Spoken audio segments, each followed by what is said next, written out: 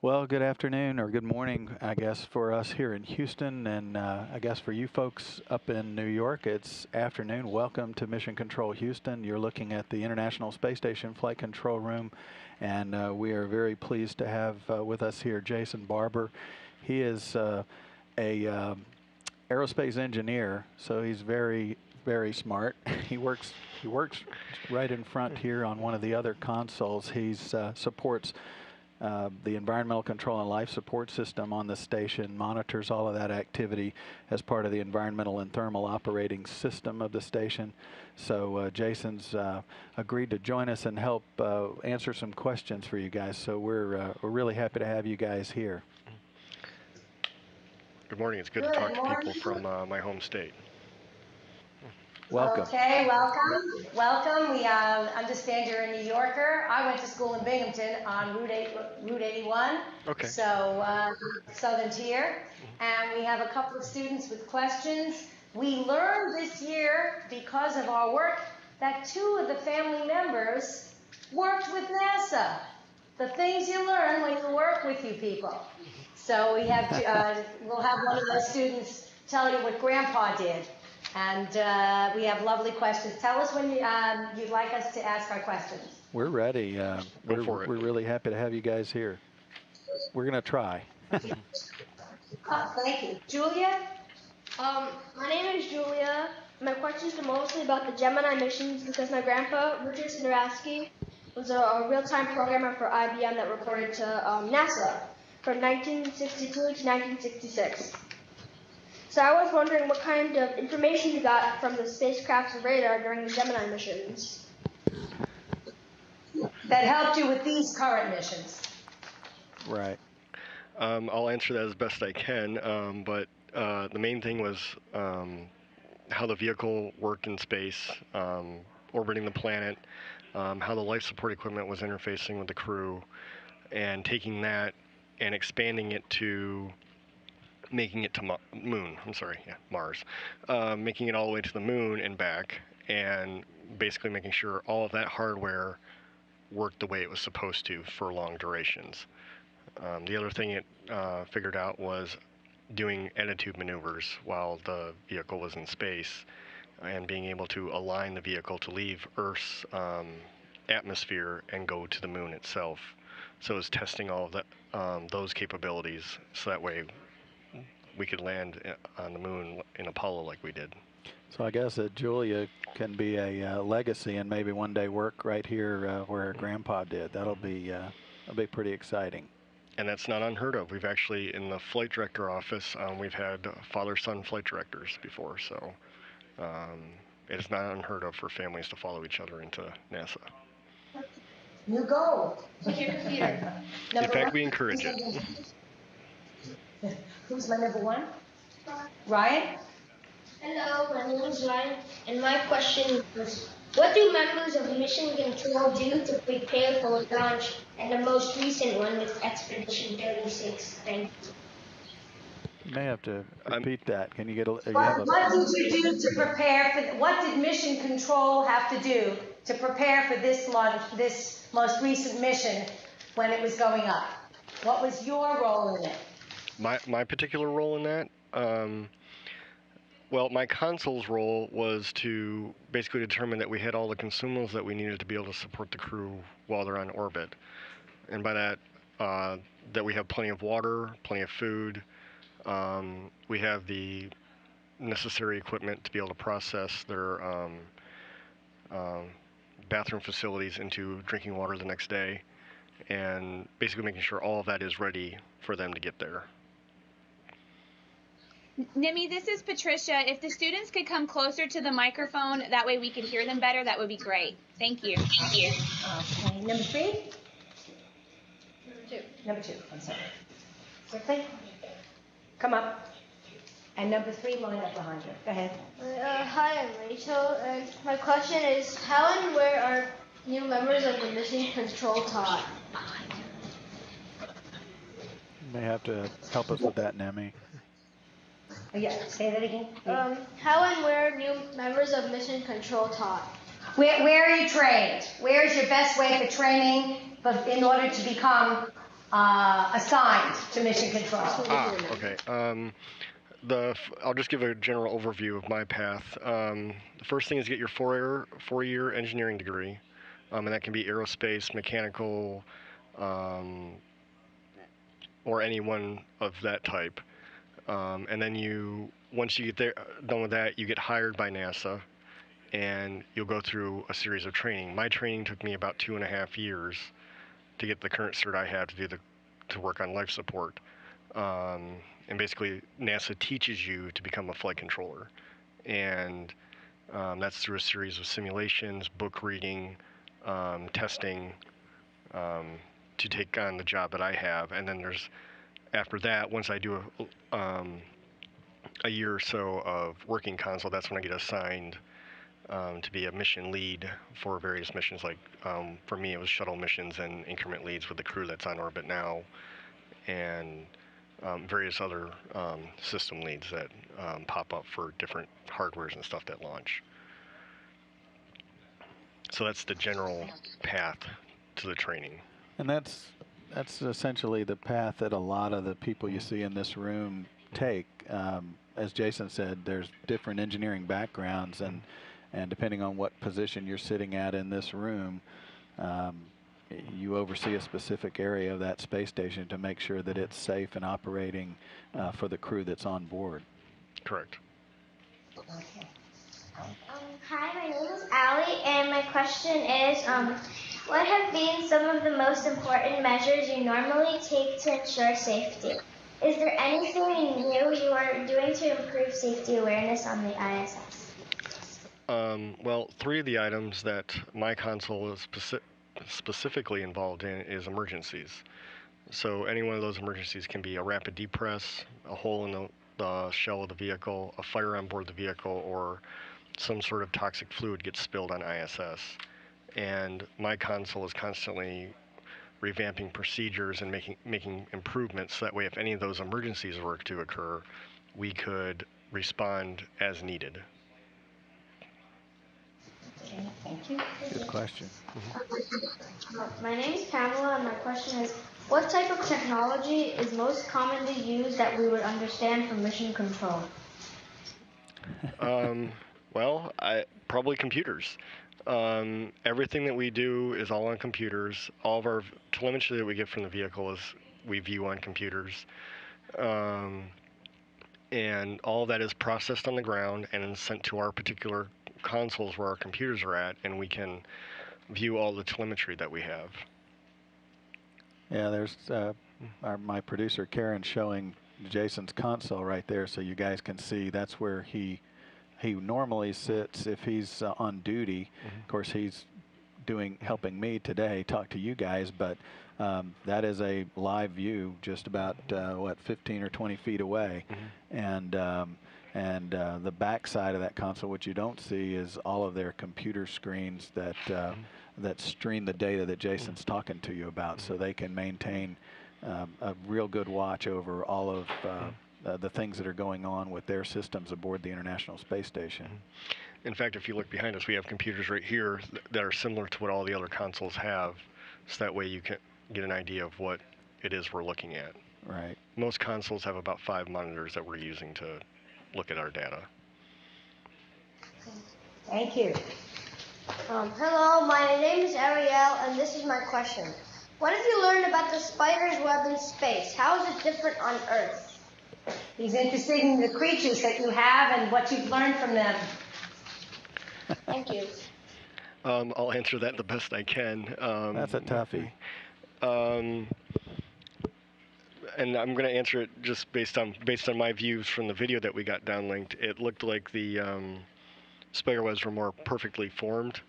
So where they didn't have gravity pulling them down, it looked like a more pure shape. As far as the exact details of what we learned from that, I can get more information for you and pass it on to you guys if you like. As off the top of my head, I don't know. Ever come back alive? Yeah, I think that some of them did. For the most part, that they did. And We have one method right now. You know, we had the space shuttle program that was able to bring cargo down from the station. And now we have other partners that are providing cargo capability, one of which can provide a return capability. So, so yes, when we do have insect or animal type experiments on the station, they are able to be brought back home. Christy? My name is Christy, and my question is, how many flight controllers have become flight directors? I tried to get an answer to that question, and Most flight directors are flight controllers from one discipline or another. Generally, that's the path you take if you want to be a flight director, is you become a flight controller. There's a few exceptions here and there, but I'd say probably 95% of the flight directors were flight controllers. yeah, I think almost every one of them worked their way through, just like Jason's doing, you know, training to be a specialist in one specific area. The flight director obviously is the person that oversees everything that goes on that shift. As you know, a flight director is in this room 24 hours a day, around the clock, on 3 shifts, and so so we have flight directors that have to know everything about all of the systems on the station, but they do rely heavily on Jason and the rest of the flight controllers to provide the very quickly information to him to help make decisions, especially in the case where there may be a problem that you have to work. So flight director is a critical position in the room, and as Jason said, that almost all of them have come from the background that Jason has in flight control. Good question. My name is Emily, and my question is, what other experiments with animals, insects, or other creatures do you have planned? Fish, more spider experiments, more bees, and what are some of the changes that have occurred to them when they return? I'm not sure. I can find out for you if you'd like. And actually, I'm going to have to do that. I'm going to have to find out for you. I'm sorry. Yeah, we've had all different types of some insects and we've had the fish experiments on board as well. We have investigators on the ground that plan those experiments. The crew checks on those types of living animal or insect experiments throughout the flight, and then when they're brought back, the investigators look at those to see what changes occurred.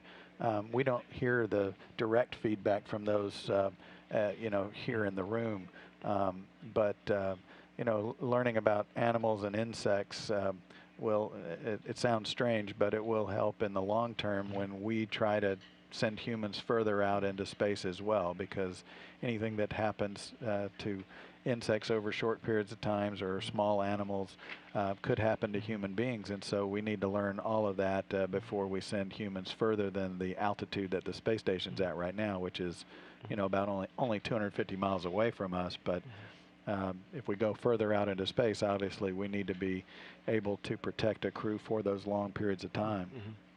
And to give you an example of an experiment that will have direct impact to people on the ground, it's not necessarily using insects, but it's a lung experiment that'll be launching the next year or so, and that'll give us more insight on asthma and help us to be able to come up with better treatments for people with asthma. So that'll be launching the next year. Hi, my name is Brendan, and my question is, what does Mission Control have to do when there's a problem to be solved, such as the ammonia leak on the International Space Station? Great question. Well, actually, it was Mission Control that found the leak in the first place through monitoring our data. And basically, once we observed that we had the leak, we, at that stage, pulled the team together and figured out, okay, is this something we can solve from commanding on the ground? Are we going to have to send the crew out EVA, which is what we ended up doing. So once we made that decision to go EVA, the ground here in Mission Control figured out, okay, what do we need to do during this EVA? Do we replace the pump? Do we do tests along the way? Or what do we need to do? So it was the team here working together to figure out how to solve that problem. I think that's a perfect example of teamwork, because, you know, mission control is critical to what happens on the space station in terms of seeing all the data, and being able to, tell the crew what's going on, and not only tell the crew what's going on, but have the crew help if there is a troubleshooting procedure like what we ended up having to do with what you just mentioned. With that ammonia leak, we ended up sending a crew out to track it down and actually fix it physically. And we obviously couldn't do that from here, but it was a great example of teamwork and teamwork that occurred over a very short period of time to make that happen and keep the vehicle and the crew safe. Great question. Another example of the team working together, we had this is about 3 years ago now, but our CO2 removal device, it suffered a software failure. The hardware itself was fine, but the software wasn't working properly. So we ended up having to do manual commanding from the ground to basically manipulate it to do everything it needed to do that software would normally do for us. So the ground, basically, that's an example of the ground doing for the crew what the crew didn't have to do. So we did all the commanding and everything from the ground to make that happen. Wow, that's really something. Thank you. Hi. My name is Akshay, and this is my question. What is the algorithm for solving an issue on the International Space Station? Do you have a specific procedure, and who's in charge? Thank you. I didn't quite get all that question. Akshay, you may have to repeat that. Okay. Go ahead. What is the algorithm for solving an issue on the International Space Station? Do you have a specific procedure, and who's in charge? Ultimately, the flight director is in charge for approving our troubleshooting methods. But typically, what happens is, say, like with the the CO2 example that I used earlier. When the failure occurs, my team was looking at, okay, how do we keep CO2 removal going and not impact the mission? So we sat down, figured out, okay, how do we make this work? Once we had the plan, we presented that to the flight director, and they said, yep, sounds good. Go ahead and do what you need to do. We documented that in a procedure. Flight approved it, and then we started implementing it. Thank you. Thank you. Daniel? Hello, my name is Daniel, and my question is, can you communicate with the ISS directly, or do you have to use a satellite to connect your communications? And what type of signal do you use? Example, a cell phone signal, a radio, or what's your primary type of signal? Thank you. We do have to use satellites to talk to the space station. There is no direct line of sight communication. We use two types of signals to talk to the space station. One is called S-band, which is similar to what you would think of as a cell phone, which gives us our telemetry that we look at for all of our troubleshooting or day-to-day monitoring, and our voice communication with the crew. The second set is KU band, which think of that like the internet. That's what gives us all of our payload information that we get and all of our video that we see coming from space. So just to add to that, the communications that we get from the station, they have a big dish on the station, just like a satellite dish, and that can communicate directly with communication satellites, and then that transmission is bounced to the ground and bounced here to mission control. So we can stay in pretty constant contact with the crew. We have short periods of time here and there where we lose the signal, right? And yes. But for the most part, we can stay in pretty close contact with them. Now, way back in the Gemini days, we were talking about Gemini earlier, that we didn't have the communication satellite capability, so we did have ground stations, and the spacecraft could talk directly to the ground, but only during short periods of time. Yes. So the ability to talk to the space station has changed so dramatically over the last 40, 50 years. And that allows us, and not only do we can communicate on one channel, but we actually have 4 different voice channels now. Right. So the crews can actually be talking on different channels about different experiments, just like we would on the ground in offices to get work done. That's a great question. Thank you. I'm Nicole, and we were watching the launch replay of the Soyuz spacecraft, and I'm wondering why were there stuffed animals hanging from the interior? Well, it gave us something entertaining to watch, didn't it? That varies from crew to crew. Some crew like having stuffed animals to play with on orbit. And it gave you a pretty good view of, okay, how much rocking is the Soyuz going through as it's on its way up. But generally, the stuffed animals, that's a crew preference item. Yeah, it's interesting. It is a scientific approach, like Jason says. It shows the crew when they actually, they can obviously feel the gravity building up on them, or the G-forces, excuse me, building up on them as they climb into space. Once they get into space and the engines shut down, it's instant. And now you see a view inside the vehicle for the launch the other day. But it actually, when that engine shuts off, it's instant microgravity, or 0G. And the commander of the Soyuz spacecraft that you saw there, his children actually picked the small toy that and each crew member each flight is different, but that's what that's all about. And it's obviously a sentimental item, but it's also has a scientific purpose as well. Hey, Amara? Hi, I'm Amara, and my question is, what new materials or information does the new crew on the ISS hope to bring back to Earth? The main thing is basically the crew themselves, the experiments on them, as we determine how is space affecting them. So that helps us determine more data for when we go to Moon and Mars. How is long-term exposure to space going to affect them? My name is Jime, and my question is, what is a favorite mission that you're working on in Mission Control? You have a favorite? What was my favorite mission? Yes. Oh, there's been so many.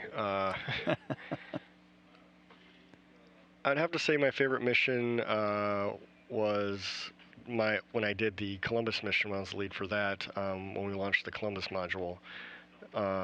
It was fun working with the international partners and attaching a brand new module to the space station. So I have to say that probably holds a special place in my heart. Thank you. Hi, my name is Benjamin Hammond, and my dad was Tyler Hammond, and he worked in the Canadian Space Agency on a satellite. And I'm wondering, what was the second most important contribution to the ISS other than the Canadarm? Notice Canadarm became #1 from a Canadian point of view. well, obviously, and it is a very important component of the International Space Station for sure. Jason's going to say Columbus again because he worked the shuttle flight that delivered the European laboratory, right? But well, Canada holds a special place in my heart since I grew up on the border. But I'd say the Canadian crew probably is the next best thing to the ARM. And that the Canadian crew that goes up there, like Chris Hatfield that was just there, he did a lot of good interaction with a lot of children on the ground and bringing them more closer to the experience of space. Last one, I think. We have time. Do the different mission controls connect to each other? And if they do, how do they do that? Did you say the mission controls for all around the world? Different sensors. Yes. We all are connected to each other, and that's through basically through the internet. That we have interfaces so that way we can talk to each other, share telemetry, share experimental information, but all of that is all connected through the internet. Well, that was a great bunch of questions.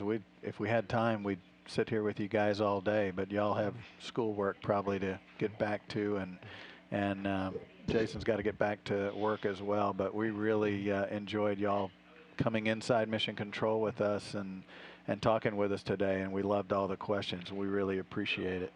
Do I have time to say? Yeah. Okay. The one thing I wanted to say to you guys is, if you can dream it, you can do it. Don't let yourself be put into a box of what you can and can't do. Follow your dreams. Work hard. Get that education. And just follow your hearts. And you'll do anything that you want to do. Great advice. You guys have a great day, and we really enjoyed it. Thanks for coming in. Appreciate the inspirational and the answers and all the work that you took time out of your day and left your seat empty on Mission Control so that you could be with us. We thank you for that. Well, I'm happy to be here. It was very fun talking to you guys. Thanks a lot, guys. Have a good day. Thank you.